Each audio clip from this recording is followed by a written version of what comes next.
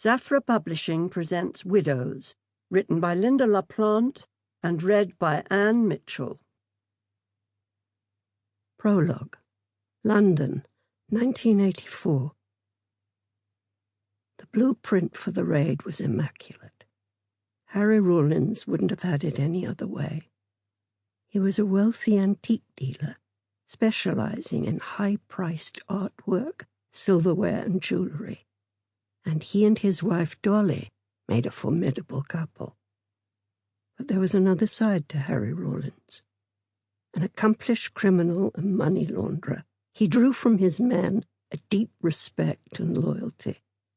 But he was a cold, calculating and lethal enemy. And although the police suspected him of being heavily involved in crime, Harry Rawlins had never spent a single day behind bars. The plan was simple, and, as ever with anything Harry Rawlins led, had been rehearsed over and over again in every detail. 4 of them, wearing balaclavas, would hold up a security wagon at a preset marker on the dual carriageway Strand underpass.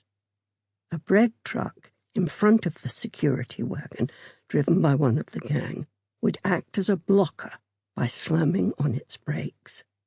As soon as the security wagon ahead halted, 3 men following in a Ford escort van would take up position. One would hold up the traffic behind at gunpoint, while the other 2, using blasting gelatin with a wired detonator cap, would blow up the back doors of the security wagon.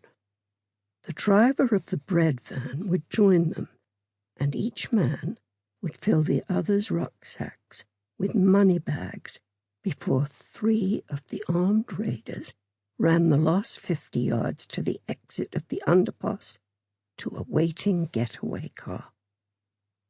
The 4th raider, covering their escape, would then drive the bread truck to a pre-arranged hideout.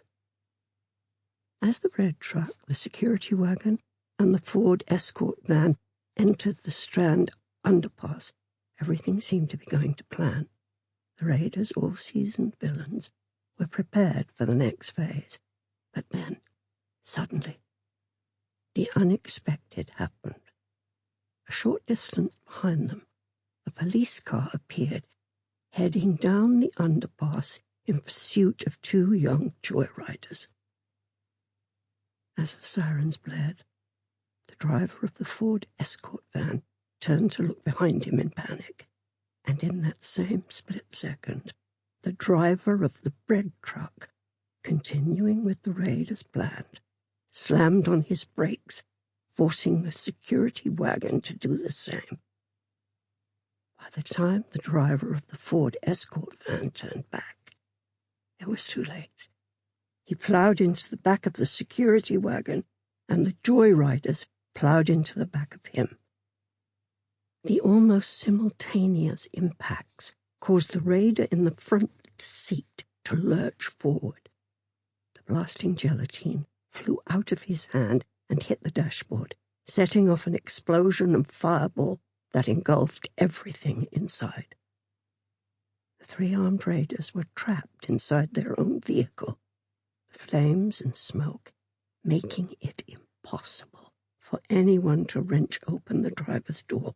No one could reach them, no one could help them, but everyone could hear their screams as the petrol tank finally exploded and blew what remained of their van apart. In the awful confusion that followed, no one noticed the driver of the bread truck.